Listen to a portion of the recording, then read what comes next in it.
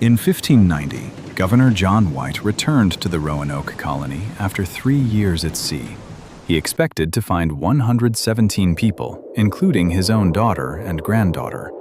But as he stepped ashore, he was met with a deadly silence. No bodies, no blood. The houses had been carefully dismantled. It was as if the earth had swallowed them whole. The only clue left behind was a single mysterious word carved into a wooden post: Croatoan. Where did 117 people go without a trace? This is the mystery of the lost colony. To understand the tragedy, we have to go back 3 years. In July 1587, a group of 117 English men, women, and children arrived on Roanoke Island. Unlike previous expeditions, these weren't just soldiers looking for gold. They were families. They were civilians hoping to build a permanent home in the New World. Among them was Governor John White's own daughter, Eleanor, and her husband, Ananias Dare. Just weeks after landing, a miracle happened. Eleanor gave birth to a baby girl, Virginia Dare. She was the first English child ever born on American soil. For the colonists, she wasn't just a baby.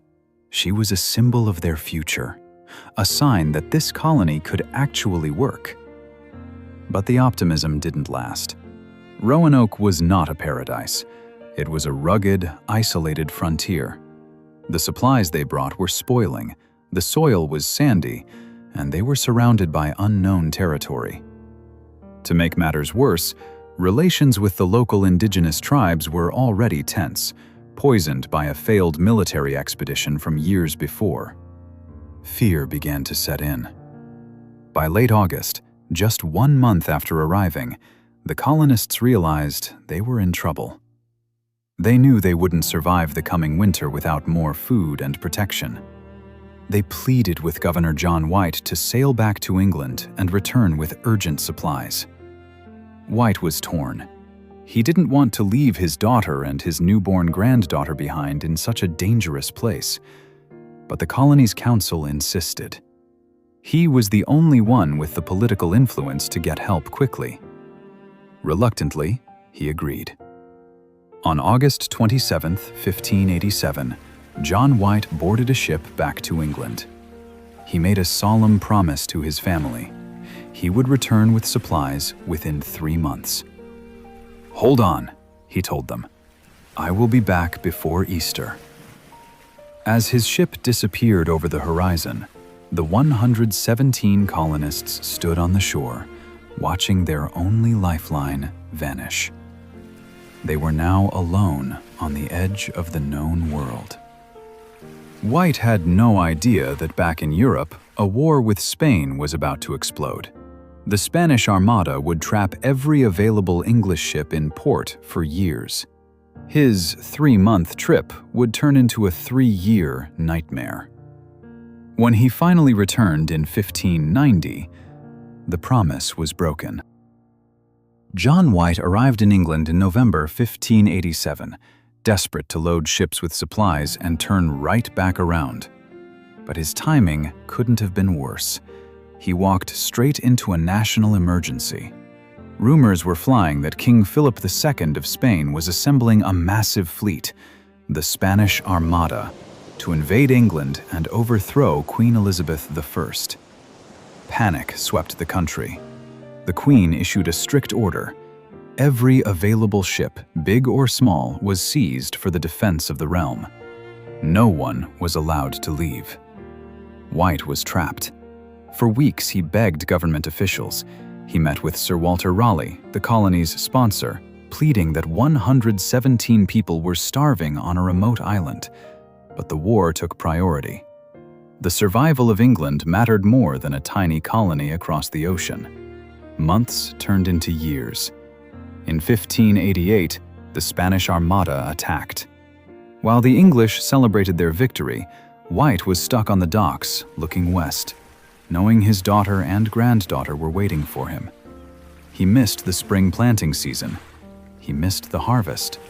He tried everything, At one point, he managed to get 2 small relief ships, but they were attacked by French pirates, stripped of their cargo, and forced to limp back to England.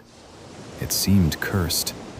Finally, in 1590, 3 long years after he left, White caught a break. He secured passage on a group of privateer ships led by John Watts. But there was a catch. These weren't rescue ships. They were predators hunting for Spanish treasure. The captain only agreed to take White along as a passenger, and he refused to take extra supplies for the colonists. White had no choice. He boarded with empty hands, hoping that the colonists had managed to survive on their own. In August 1590, the ships finally approached the outer banks of present-day North Carolina. But nature gave them one last warning. As they neared the shore, a violent storm erupted, nearly drowning a landing party and killing 7 sailors. It was as if the island itself was trying to keep them away.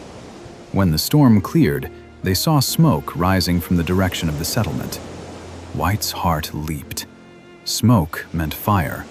Fire meant life. He had made it back, or so he thought. The sight of smoke gave John White hope, but getting ashore was deadly. The seas were treacherous. As the first landing party tried to navigate the shallow, churning waters near the island, their boat capsized. 7 sailors drowned tragically right in front of White's eyes. It was a disastrous start, a grim omen that shook the crew's morale. They had to wait hours for the tide to turn before trying again. By the time White finally stepped onto the sands of Roanoke Island, night had fallen. It was pitch black. They saw another light flickering in the distance near the shore, perhaps a campfire. White and his men called out into the darkness. They blew trumpets. They even sang familiar English folk songs, hoping their voices would reach his daughter's ears and signal that help had arrived. No one answered. The only sound was the wind and the ocean. They spent an anxious night waiting on the beach. At dawn on August 18, 1590, they began their march toward the location of the settlement. The first clue they found was near the water's edge. Carved into the bark of a tree were 3 letters, C-R-O. It was a sign, but incomplete. They pressed on through the woods until they reached the clearing where the village should have been. White stopped cold. The 117 colonists were gone. But this wasn't a scene of a massacre. There were no bodies, no blood, no signs of a struggle. The houses hadn't been burned or destroyed in a raid. They had been deliberately and neatly dismantled. The area was now enclosed by a high palisade-style wooden fence, fortified like a military outpost. White approached the entrance of this enclosure. There, on one of the main wooden gateposts, about 5 feet off the ground, he found their final message. Carved deeply into the wood was the full word, Croatoan. White stared at the carving. His heart pounded, but not with terror. He felt a wave of immense relief. Before leaving 3 years prior, he and the colonists had established a secret code. If they were forced to leave the island because of danger or distress, they agreed to carve a Maltese cross above the name of their new location. White anxiously checked the post. He ran his fingers over the rough wood above the word Croatoan. There was no cross. To John White, this meant only one thing. They hadn't fled in fear. They had moved peacefully. And he knew exactly where Croatoan was. John White was relieved. He was certain his family was safe on Croatoan Island, just 50 miles south. He immediately ordered the sailors to weigh anchor and set sail for Croatoan. They were so close. He could almost imagine holding his granddaughter again. But the Atlantic Ocean had other plans. As they prepared to leave, the weather turned violent. A massive hurricane began to form. The wind howled, and the waves grew to terrifying heights. In the chaos, the ship's main anchor cable snapped. They were drifting dangerously close to the sandbanks that were known as the graveyard of the Atlantic. The situation was critical. The ship had lost its anchors, food and fresh water were running low, and the crew was on the verge of mutiny. The captain made a ruthless decision. It was suicide to stay. They had to leave immediately, or they would all die. White begged, he pleaded, but he was just a passenger. The captain turned the ship east, away from the coast, away from Croatoan, and back towards England. John White stood on the deck, watching the American coast fade into the storm. He didn't know it then, but he would never return. He spent the rest of his life trying to raise money for another rescue mission, but no one would listen. Sir Walter Raleigh had moved on to other adventures. The Queen was busy. The world forgot about the lost colonists. John White died in 1593, 3 years later, broken and alone in Ireland. He went to his grave never knowing the fate of his daughter and granddaughter. He left behind a map, some paintings, and a mystery that would haunt history for over 400 years. John White died without answers, and for centuries, the fate of the 115 colonists remained America's oldest unsolved mystery. What actually happened when they left that clearing? Over the years, dozens of theories emerged. Some were fantastic, involving supernatural forces or bizarre diseases. Others were brutal. The most common assumption for a long time was that they were slaughtered, either by local indigenous tribes they had antagonized or by Spanish soldiers hunting down English settlements. But remember the clues. No bodies, no blood, and the houses were carefully dismantled, not destroyed. A massacre leaves a messy crime scene. Roanoke was clean. This points to the theory that historians now believe is the most likely. They weren't killed. They assimilated. They likely realized help wasn't coming, packed up their belongings, and moved in with friendly neighboring tribes, specifically the Croatoans on Hatteras Island, or perhaps tribes further inland. They didn't vanish. They just became someone else. For 400 years, this was just a guess, until a stunning clue was discovered in 2012.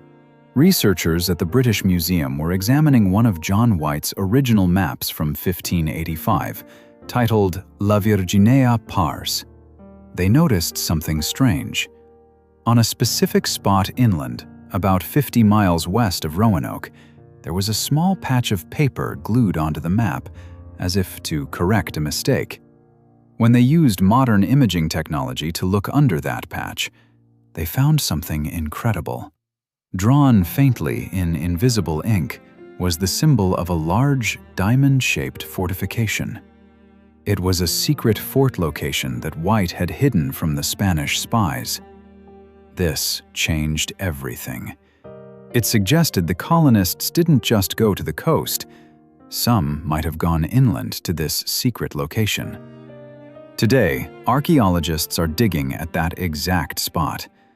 They've found Elizabethan pottery and metal objects that predate later settlements. And now, science is taking the final step. DNA testing companies are currently trying to trace the descendants of the lost colony among local families in North Carolina, looking for genetic markers that link back to those 115 vanished English souls. The answer isn't lost in the fog of 1590 anymore. It's likely buried in the ground, or hidden in the blood of people living today. So, did the lost colony truly vanish? Or are they still here, hiding in plain sight? For over 4 centuries, we have called them the Lost Colony. But perhaps that name is wrong. They didn't disappear into thin air. They didn't step off the edge of the world. The evidence suggests they did what anyone would do to survive. They adapted. They merged with the land and the people who knew how to live on it. Somewhere in the DNA of North Carolina today, the blood of John White and the laughter of little Virginia Dare, the first English child born in America, likely still flows. Roanoke isn't just a ghost story about failure. It's a story about the harsh reality of the New World. It's about the incredible risk of leaving everything behind for a dream. John White never saw his family again. He died with a broken heart. But his maps, his paintings, and his story ignited a fire. Just 17 years later, the English returned to Jamestown. This time, they stayed. The mystery of Roanoke endures because we want to believe they survived. We want to believe that even in the darkest woods, hope finds a way. As long as we keep asking, what happened to them? As long as we keep digging in the dirt and searching the archives, they are never truly lost. They are simply waiting to be found.